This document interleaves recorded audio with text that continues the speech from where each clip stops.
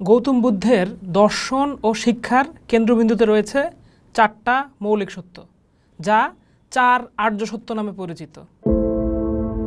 এই সত্যগুলো তিনি গভীর অন্তর্দৃষ্টি দিয়ে উপলব্ধি করেছিলেন।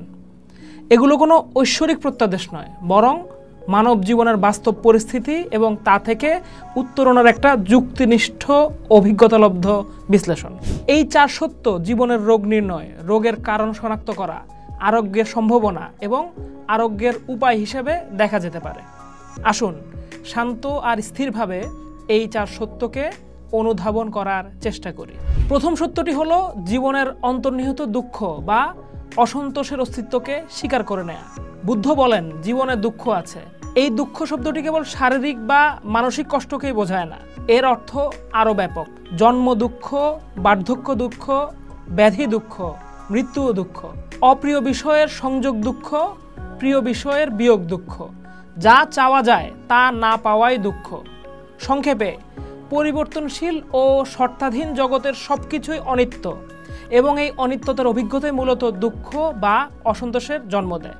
এমনকি যা কিছুকে আমরা সুখ বলে মনে করি তাও অস্থায়ী এবং তা অবসানে আবার দুঃখের অনুভূতি হয়। এটি জীবনের একটা নির্মোহ ও বাস্তব পর্যবেক্ষণ, কোনো হতাশাবাদী দৃষ্টিভঙ্গি না। জীবনের এই মৌলিক সত্যকে শান্তভাবে স্বীকার করাই হলো জ্ঞানের প্রথম লক্ষণ। দ্বিতীয় সত্যটি এই দুঃখের কারণ অনুসন্ধান করা। বুদ্ধ শেখান, দুঃখের মূল কারণ হলো তৃষ্ণা বা আসক্তি। এই তৃষ্ণা বিভিন্ন প্রকারের হতে পারে।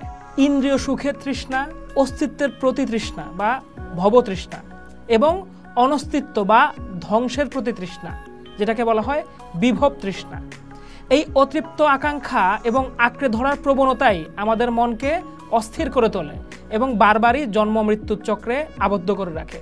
যা কিছু অনিত্য তাকে আঁকড়ে ধরে রাখতে চাওয়ার বাসনাই দুঃখকে অনিবার্য করে তোলে। এই তৃষ্ণা এক অন্তহীন চাওয়া, যা কখনো পূর্ণ হয় না এবং আমাদের অশান্তি ও অতৃপ্তির গভীরে নিমজ্জিত করে রাখে। তৃতীয় সত্যটি আশার আলো দেখায়। এটি ঘোষণা করে যে দুঃখের অবসান বা নিরোধ সম্ভব। যদি দুঃখের কারণ থাকে তবে সেই কারণকে দূর করতে পারলেই দুঃখ থেকে মুক্তি পাওয়া সম্ভব। এই দুঃখ মুক্তির অবস্থাই হলো নির্বাণ। নির্বাণ মানে নিভে যাওয়া। কিসের নিভে যাওয়া? তৃষ্ণা, বিদ্বেষ এবং অজ্ঞতার আগুন নিভে যাওয়া।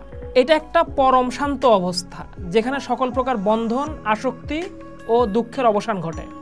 এটা শূন্যতা নয়, বরং পূর্ণ শান্তি, মুক্তি ও অনাবিল স্থিরতার অভিজ্ঞতা। এই সত্য আমাদের জানায় যে মানবীয় প্রচেষ্টার মাধ্যমে দুঃখের চক্র থেকে বেরিয়ে আসা সম্পূর্ণরূপে সম্ভব। চতুর্থ এবং শেষ সত্যটি হলো সেই পথ বা উপায় যার মাধ্যমে দুঃখ নিরোধ বা নির্বাণ লাভ করা যায়। এই পথটি হলো অষ্টাঙ্গিক মার্গ বা 8টি অঙ্গ বিশিষ্ট মহৎ পথ।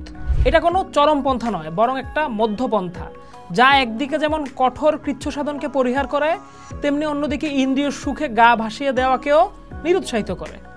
এই 8টি অঙ্গ এগুলো: সম্যক দৃষ্টি অর্থাৎ সঠিক উপলব্ধি, চার আর্য সত্যকে সঠিকভাবে জানা আর বোঝা; সম্যক সংকল্প, সঠিক চিন্তা, আসক্তিহীন, অহিংস এবং মৈত্রীপূর্ণ চিন্তা করা; সম্যক বাক্য অর্থাৎ সঠিক বাক্য, মিথ্যা, কটু, বিভেদ সৃষ্টিকারী ও অসার বাক্য বর্জন করা; সম্যক কর্ম অর্থাৎ সঠিক কর্ম, অহিংসা, চুরি না করা এবং সংযমী জীবনযাপন; সম্যক আজীব, সঠিক জীবনযাপন, সৎ ও অন্যের ক্ষতির কারণ নয় এমন কাজের মাধ্যমে জীবিকা নির্বাহ করা; সম্যক প্রযত্ন, সঠিক প্রচেষ্টা, অকুশল বা মন্দ চিন্তা দূর করা এবং কুশল বা ভালো চিন্তা উৎপন্ন করা; সম্যক স্মৃতি, সঠিক মনোযোগ, নিজের শরীর, অনুভূতি, মন ও পারিপার্শ্বিক পরিস্থিতি সম্পর্কে সজাগ ও সচেতন থাকা অর্থাৎ মাইন্ডফুলনেস;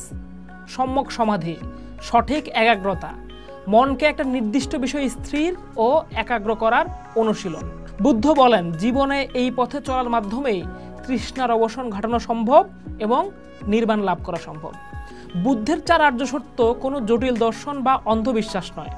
এটি জীবনের দুঃখময় বাস্তবতাকে স্বীকার করে, তার কারণ বিশ্লেষণ করে মুক্তির সম্ভাবনা দেখায় এবং সেই মুক্তির জন্য একটা সুস্পষ্ট, বাস্তবসম্মত আর অনুশীলনযোগ্য পথ নির্দেশ করে। শান্ত ও স্থির মনে এই সত্যগুলোকে অনুধাবন ও অনুশীলন করতে পারলে জীবনের প্রতি আমাদের দৃষ্টিভঙ্গি পরিবর্তিত হতে পারে এবং আমরা ধীরে ধীরে দুঃখ ও অস্থিরতা থেকে মুক্তি লাভ করে পরম শান্তির দিকে অগ্রসর হতে পারি। পোস্ট দেখুন, ভাবুন, করুন। থাকুন পোস্টের সাথে।